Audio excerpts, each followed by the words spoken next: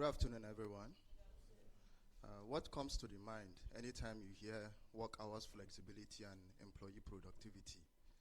Do you think it's an advantage to the employer or to the employee? My name is Muhammad Abubakar. I'm the HR partner of ABC Limited, and today we'll be looking at flexible work hours and employee productivity. Now, before we take a deep dive into the research study, let's look at some definitions of concept.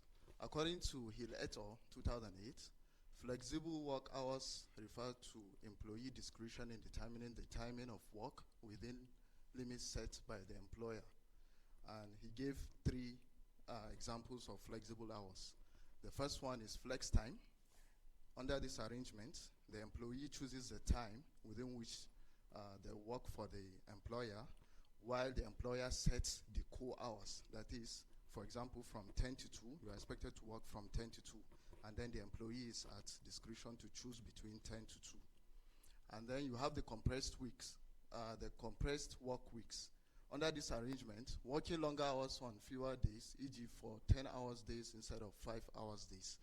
For example, we have seen this arrangement in Kaduna and Imo State, where the number of days were compressed to 4 instead of the usual Monday to Fridays. And then the third one, we have flexible daily schedules. Employees adjust work hours based on personal or family needs. And then employee productivity. This is just about the quality of input by employees in simple terms. And by definition, it says it focuses on the quantity and quality of an individual's work performance within a given time frame.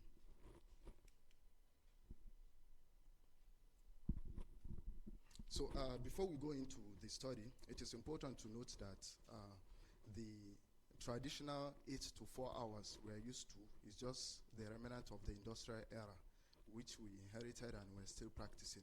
But is it productive to the employer or to the employee? There is arguments around that concept. So Betts, Sang, and Chepkoni 2022, in their study on flexible work arrangement and employee performance across 134 countries in Kenya, found a strong and significant positive correlation between flexible hours arrangement and employee performance. And the coefficient ratio is about 0.8. That's to tell you there's a perfect relationship between flexible hours and employee productivity. So they conclude that flexible work hour arrangements, including teleworking, flexible scheduling, job sharing, etc., had a large positive effect on performance. The next study is a trial by Wen Fan et al. Global Trials by 4-Day-Week Global Study. In this study, 141 companies and 2,896 employees across 6 countries were examined, and this is the result of that study. On the productivity aspect, 71% of the respondents reported reduced burnout, and the work-life balance was increased by 60%. Then company performance. You notice that these first two are advantage to the employee, but indirectly to the employer also, because work satisfaction affects productivity. And then company also records approximately 15% more revenue, and then there was less attrition. There was a significant drop in resignations due to work satisfaction. So similarly, there's another study by Juliet scores, 100, 80, 100. This is a model that says 100, meaning 100% pay, then 80, reduction in the number of hours, and then 100 means 100 productivity.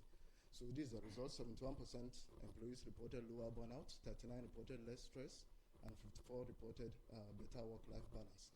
And there was also a drop in the staff attrition also.